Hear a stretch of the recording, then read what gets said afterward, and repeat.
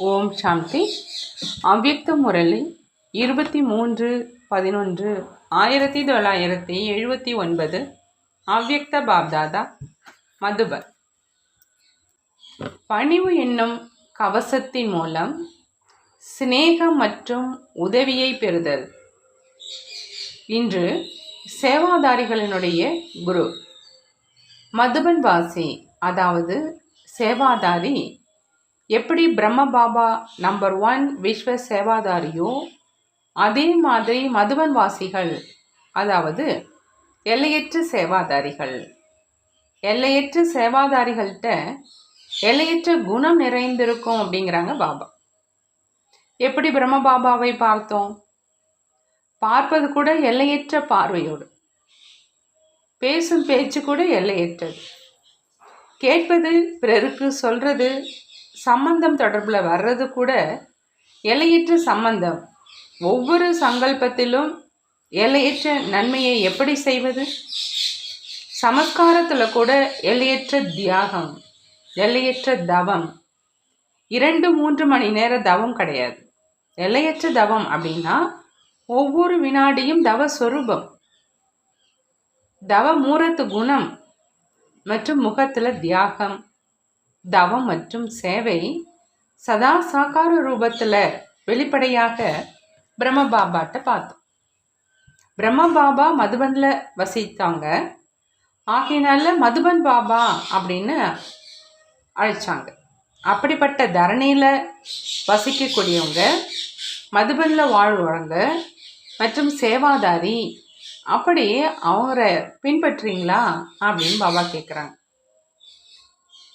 உலகினர் மதுபனில் வசிப்போரினுடைய குணங்களை புகழறாங்க. மதுபன் வாசிகள் குணம் நிறைந்தவங்க. இந்த மாதிரி எல்லையற்ற நிலையில நிலைச்சிருக்கீங்களா அப்படின்னு பாபா கேட்குறாங்க. அலாவுதீனுடைய அற்புத விளக்காகி நடக்கிறீங்களா கேட்குறாங்க. அலாவுதீனுடைய அற்புத விளக்கு மிகவும் புகழ் வாய்ந்தது. அதன் மூலம் எதை பார்க்கணுமோ அடையணுமோ பார்க்க முடியும், அடைய முடியும். மதுபனில் வசிக்கிறவங்க விசேஷமா அலாவுதீனுடைய விளக்கு போன்றவங்க. ஒரு வினாடியில வீட்டையும் ராஜ்யத்தையும் காண்பிக்கக்கூடியவங்க, முக்தி ஜீவன் முக்தியை வழங்கக்கூடியவங்க. மகிமையோ அவ்வளோ மகான் தன்மை உடையதாக இருக்குது. ஆனா ஒவ்வொருவருக்கும் தன்னை மகானாக நினைத்து கொண்டு நடக்கிறீங்களா அப்படின்னு பாபா கேட்குறாங்க. ரிசல்ட்ல அனைவரிலும் முதன்மையானவரை மதுபன் வாசிகளாக இருக்கணும் அல்லது இருக்கிறீங்களா? எதுவரை வேண்டும் அப்படிங்கிற வார்த்தை மற்றும் இருக்கணும் என்பது இருந்தால் உலகத்தினுடைய அனைத்து விருப்பங்களையும் எப்படி பூர்த்தி செய்வீங்கன்னு பாபா கேட்குறார். ஏதேனும் சக்தி வாய்ந்த வெடிகுண்டு விழும் பொழுது முழு பூமியே மாறி போயிடுது. மதுபனில் வசிக்கிறவங்க அந்த மாதிரி அபியாசத்தினுடைய சக்தி வாய்ந்த வெடிகுண்டை மதுபனுடைய பூமிக்கு இடையில தயாரிக்கணும். அதன் முன்னோடி ஒத்திகை முதல்ல இங்கே செய்யணும். எவ்வளவு எந்த பொருள் சக்தி வாய்ந்ததாக இருக்குமோ அவ்வளவு மிகவும் நுண்ணியமானதாக இருக்கும். இருப்பது என்னவோ மிக சிறியதாகத்தான், ஆனால் அது செய்யும் செயலும் மிக பெரியது. அந்த மாதிரி நாலாபுறமும் அதிர்வுகளை ஏற்படுத்தும் அளவு ஏதேனும் புதிய விஷயத்தை உருவாக்குங்க அப்படிங்கிறாங்க பாபா. ஆகிய தீரணும். இந்த ஒரே எண்ணம் எல்லோரிடமும் இருக்குது. ஆனால் ஏன் நடப்பதில்லை? அதனுடைய காரணம் என்ன? நடைமுறையில் ஏன் குறைவு ஏற்படுது? ஆகணும் அப்படிங்கிற எண்ணத்துக்கு தடையாக அந்த மாதிரி எந்த சுவர் இருக்குது? ஒரு புறம் ஆகணும் அப்படிங்கிற எண்ணம் ஏற்படுது, பிறகு இன்னொரு எண்ணமும் எழுது. இது கடைசி நேரத்தில் தான் நடக்கும். தற்பொழுது இப்படியே தான் போகும். அனைவருடையதும் அப்படித்தான். இந்த மாதிரியான வீணான எண்ணங்களினுடைய செங்கற்களினுடைய சுவர் எழுப்பிடுது. இந்த மாதிரியான வீணான எண்ணங்களினுடைய செங்கற்களினுடைய சுவர் எழும்பிடுது.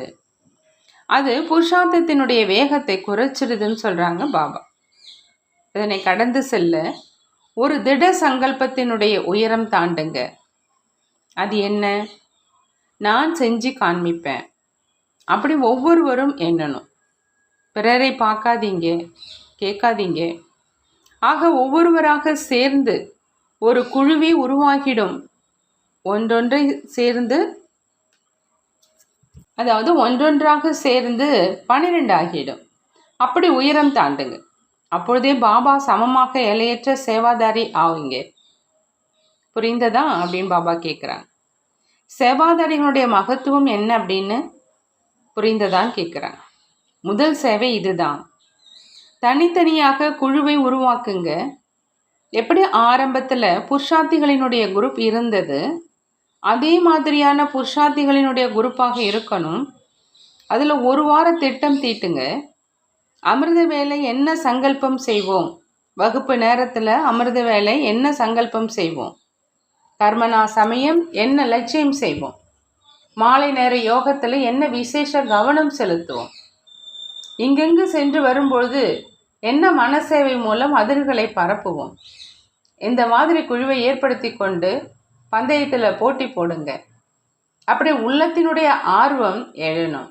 நிகழ்ச்சியின் போது அற்ப காலத்துக்காக ஏற்படுது, ஆனால் மன சங்கல்பம் அழிவற்றதாக இருக்கும். செய்வோம், ரிசல்ட்டை கொண்டு வருவோம். அப்போ நாலாபுறமும் இந்த அதிர்வலைகள் பரவும் அப்படிங்கிற எண்ணம் எழணும். முழு உலகினுடைய உயர்ந்த ஸ்தம்பமாய் இருப்பது மதுபன். அதாவது முழு உலகத்தினுடைய உயர்ந்த தூணாக இருக்கிறது மதுபன். எங்கிருந்தும் பாருங்க, தூரத்திலிருந்தும் சரி, அருகாமையில் இருந்தாலும் சரி, ஆனால் ஸ்தம்பம் உயரமாகவே தென்படும். உயர்ந்த ஸ்தம்பமாக இருக்கிறதுனால அனைவரது பார்வையும் போகுது. அப்படின்னா இது விசேஷமான சேவை. பிரம்மபாபா சமாமா ஒவ்வொரு அடியையும் எடுத்து வைக்கணும். எப்படி பிரம்மபாபாவை பார்த்தீங்க? இரவில் விழிச்சிருந்து அதிர்வலைகளை பரப்ப சிந்தனை கடலில் மூழ்கினாங்க. அந்த மாதிரி அனைத்து குழந்தைகளுடைய சிந்தனை செல்லணும். எப்போ செய்வாங்களோ அதற்கான அறிவிப்பு வரும்போது தான் செய்வோம் என்பது அல்ல. இந்த விஷயத்தில் செய்யுங்க, செய்வீங்க. இதில் யார் முன் வராங்களோ அவங்க தான் அர்ஜுன். பிறரை பார்த்து கொண்டிருந்தால் அப்படியே இருந்து போவீங்க. ஆகினால யார் செய்வாங்களோ அவரை அனைவரும் பின்பற்றுங்க. சமைத்தாலும் வேறு எவ்வித சேவை செய்து கொண்டே சக்திசாலி நினைவு சொரூபம் ஆகணும். மனதின் மூலம் உலகினுடைய சேவை செய்க. உலக சேவாதாரி ஒருவேளை அல்ல, இரட்டை சேவை செய்யக்கூடியவங்க. கரங்கள் காரியங்களை செய்து கொண்டிருக்கட்டும். மனதின் மூலம் சக்திகளினுடைய தானத்தை வழங்கி கொண்டிருங்க. குணம் நிறைந்து சேவை செய்யணும். அப்போ இரட்டை சேமிப்பாகும். ஆகினால இரட்டை சேவை செய்யணும் என்பது சேவை நேரங்களில் நினைவிருக்கணும். ஒவ்வொருவரும் நான் நிமித்தமானவன் அப்படின்னு உணரணும். தன்னை மாற்றினால் உலகம் மாறும் என சொற்பொழிவாற்றும் போது சொல்கிறீங்க இல்லையா? விஷயம் தனக்கும் தானே. பிறரது தவறுகளை பார்த்து தான் தவறுகளை செய்யாதீங்க. பிறரது தவறுகள் பார்க்க தெரியுது, ஆனால் நானும் தவறுகள் செய்கிறேன் அது தென்படுறதில்ல. ஒருவர் தவறாக பேசுகிறார் அப்படின்னா அவரதுல தொடர்பில் வந்து தானும் தவறாக பேசினா கூடவே இருந்ததனுடைய பிரபாவம் ஏற்பட்டுடுச்சு இல்லையா? எவரேனும் தவறு செய்யும் பொழுது நாம் சரியாக நடக்கணும். அவரது தொடர்பின் பிரபாவத்தில் வந்துடக்கூடாது. பிரபாவத்தில் வர்றதுனால கவனக்குறைவு ஏற்பட்டுடுது. இந்த விஷயத்தில் பாண்டவர்கள் முன்னே செல்வாரா அல்லது சக்திகளா அப்படின்னு பாபா கேட்குறார். ஒரு பொறுப்பை எடுத்துக்குங்க. நான் சரியான வழியில் மட்டுமே செல்வேன். தவறை பார்த்து தவறில் சென்றிடக்கூடாது. பிறர் தவறு செய்வதை பார்க்கும் பொழுது உள்ளடக்கி கொள்ளும் சக்தியை பயன்படுத்துங்க. இதே எண்ணத்தை எல்லோரும் சிந்தித்தால் எளிதில் உலகம் மாற்றம் ஏற்பட்டுடும். இதை செய்ய முடியாதா அப்படின்னு பாபா கேட்குறாங்க. ஏதாவது திட்டம் தீட்டுங்க. புது வருடத்தில் ஏதேனும் காரியத்தை செய்து காண்பிக்கணும். ஒருவர் மற்றவங்களுக்கு உன்னத பாவனையோடு உதவி செய்யுங்க. எவரது தவறையும் பார்க்காதீங்க.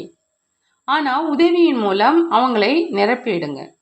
இவர் இப்படி செய்கிறார், அவர் அப்படி செய்கிறார் என்றெல்லாம் பார்க்கவே செய்யாதீங்க. கேட்கவே கேட்காதீங்க. இல்லை அப்படின்னா அலட்சியத்தினுடைய சமஸ்காரம் பலமாகிடும். பிறரை பார்த்தால் பிறரை கேட்டால் தான் கவனக்குறைவில், அதாவது அலட்சிய போக்கில் வந்துடுவோம். சமயத்தினுடைய பிரகாரம் வீணானவை பெயர் அடையாளமே இல்லாமல் செய்திடுங்க. வீணானவர்களை பேசாதீங்க. வீணான செயல், வீணான தொடர்பு கூடாது. வீணான தொடர்பு சமயம் மற்றும் சக்தியை வீணடைச்சிருது. ஆக இந்த ஆண்டு எந்த கொடியை ஏற்றுவீங்கன்னு பாபா கேட்குறாங்க. எவரேனும் எவ்வளவுதான் உங்களிடையே குறைபாட்டை தேட முயன்றாலும் சிறிது கூட உங்களிடம் சமஸ்காரம் சுபாவத்தினுடைய மோதல் தென்படக்கூடாது. இன்று அனைவரும் இந்த உறுதியான எண்ணம் கொண்டு வீணாகிய ராவணனை எரித்து விட்டால் என்ன ஆகும்? உண்மையான தீபாவளி. இந்த மாதிரி உறுதிமொழி எடுங்க. எவரேனும் இகழ்ந்தாலும் சரி, திட்டினாலும் சரி, நீங்கள் புனிதர்கள் ஆகிடுங்க. எவரேனும் இழிவாக பேசினாலும் நீங்கள் பூமழை பொழிங்க. இவர் இப்படி சொல்லலை, ஆகினால் இப்படி ஆயிற்று, அவர் எண்ணமும் செய்யட்டும், தவறே செஞ்சிருக்கட்டும், நீங்கள் சரியாக இருங்க. யாரோ 10 பேசினாங்க, நீங்கள் 1 பேசிட்டால் கூட தாமரை மலர் போன்று இல்லைதானே அப்படிங்கிறாங்க பாபா. ஒரு சொட்டு விழுந்துடுச்சு இல்லையா? எவரேனும் உங்களோட மோதுறாங்க அப்படின்னா அவங்களுக்கு நீங்கள் குளிர்ந்த நீரை தாங்க. அதன் மூலம் அக்னி அணைந்து போயிடும். இது ஏன் இப்படி, ஏன் என்று கூறினால் தீயில் எண்ணெயை ஊற்றுங்க. எப்பொழுதுமே பணிவு என்னும் உடையை அணிந்திருங்க. இந்த பணிவே கவசம் அப்படிங்கிறாங்க பாபா. கவசத்தை கழற்றி விடுறீங்க. எங்கு பணிவு இருக்குமோ அங்கு சிநேகம் மற்றும் உதவி நிச்சயம் இருக்குங்கிறாங்க பாபா. எங்கு சிநேகம் உதவி இருக்குமோ அங்கு என்ன, எங்கு சிநேகம் உதவியா இருக்குமோ அங்கு எண்ணெய் ஊற்ற மாட்டீங்க. ஆக ஒவ்வொருவரும் இந்த ஆண்டு என்ன செய்ய போறீங்க அப்படின்னு பாபா கேட்குறாங்க. சமஸ்காரம் விதவிதமாகத்தான் இருக்கும். ஆனால் அந்த சமஸ்காரங்கள் பிரபாவம் நம் மீது ஏற்படக்கூடாது. அதாவது அதனுடைய பிரதிபலிப்பு நம் மீது ஏற்படக்கூடாதுன்னு பாபா சொல்றாங்க. சமஸ்காரம் சிலருக்கு வேலையால் போன்றிருக்கும், சிலருக்கு ராஜா மாதிரி இருக்கும், அதாவது ஆட்சி செலுத்தும். சமஸ்காரம் மாறட்டும் என எதிர்பார்த்து கொண்டு இருக்காதீங்க. ஆனால் என் மீது எவரது பிரபாவமும் இருக்கக்கூடாது. ஏன்னா ஒவ்வொருவரது சமஸ்காரமும் வித்தியாசமானது. அடுத்து ஏதேனும் மாயானுடைய ரூபத்தில் வருது. இந்த முடிவுக்கு வரவே வராது. இது முடிவுக்கு வரவே வராது. ஆனால் நீங்கள் சாட்சி மற்றும் தாமரை மலரை மாதிரி பாதுகாப்பாக இருங்க. இதனை செய்ய முடியும் தானே அப்படின்னு பாபா கேட்குறாங்க. பேசுகிறவங்க பேசட்டும், ஆனால் கேட்குறவங்க கேட்கக்கூடாது. இது நடக்கக்கூடியது தானே. மரியாதையினுடைய, அதாவது விதிமுறைகளுடைய கோட்டுக்கு உட்பட்டு எந்த ஒரு விஷயத்தையும் தீர்மானிங்க. விதிமுறைகளுடைய கோட்டுக்கு உட்பட்டு எந்த ஒரு விஷயத்தையும் தீர்மானிங்க. சமஸ்காரங்கள் வெவ்வேறாக இருந்தாலும் மோதல் கூடாது. அதற்கு ஞானம் நிறைந்தவர்களாகிடுங்க. நாங்கள் உலக நன்மையாளர் என்று சொல்லும் பொழுது நன்மை செய்யாதவர்களும் இருக்கிறாங்க. அப்போ தானே நீங்கள் நன்மையாளர் ஆக முடியும். நன்மை அளிக்காதவர்களே இல்லை என்றால் யாருக்கு நன்மையாளர் ஆவீங்க? எவரேனும் தவறு செய்கிறாங்க அப்படின்னா அவங்க பிறவசமாகி இருக்கிறாங்க அப்படின்னு புரிஞ்சுக்கிட்டு இரக்க பார்வையின் மூலம் மாற்றம் செய்யுங்க. அது பற்றி விவாதித்து கொண்டு இருக்காதீங்க. ஒருவேளை யாரோ கல் காரணமாக, அதாவது பாறை காரணமாக பின்தங்கிடுறாங்க அப்படின்னா நமது வேலை கடந்து செல்வது அல்லது அவங்களுக்கு துணையாக்கி கடந்து அழைத்து செல்லுங்க. அவ்வளோ தைரியம் இல்லை அப்படின்னா நீங்கள் தங்கிடாதீங்க, கடந்து சென்று கொண்டே இருங்க. இந்த கவனம் வேணும். பார்க்க வேண்டும் அப்படின்னா விசேஷத்தை பாருங்க, விட வேண்டும் அப்படின்னா பலவீனத்தை விடுங்க. தொடர்பில் வர வேண்டி இருக்குது, பார்க்க வேண்டி இருக்குது அப்படின்னா விசேஷங்களை தென்படட்டுங்கிறாங்க பாபா. இல்லை அப்படின்னா பாபாவை பாருங்க. ஒவ்வொருவரும் இதே சங்கல்பத்தை செய்யுங்க. நாம் அமைதியினுடைய சக்தியின் கிரணங்களை பரப்பணும், தவமூர்த்தியாக விளங்கணும். ஒருவர் மற்றவங்களுக்கு மனதின் மூலமோ சொல் மூலமோ உஷார்படுத்துவதற்கான நேரம் கிடையாது. தற்போது மனதின் மூலம் சுப பாவனை மூலம் ஒருவர் மற்றவங்களுக்கு உதவியாளராகி முன்னேறி செல்லுங்க, பிறரை முன்னேற வைங்கிறாங்க பாபா. நல்லது. பாட்டிகளோடு அவ்யக்த பாப்தாதாவினுடைய சந்திப்பு. சதா பாதுகாப்பிற்கான சாதனம் நினைவினுடைய வட்டி.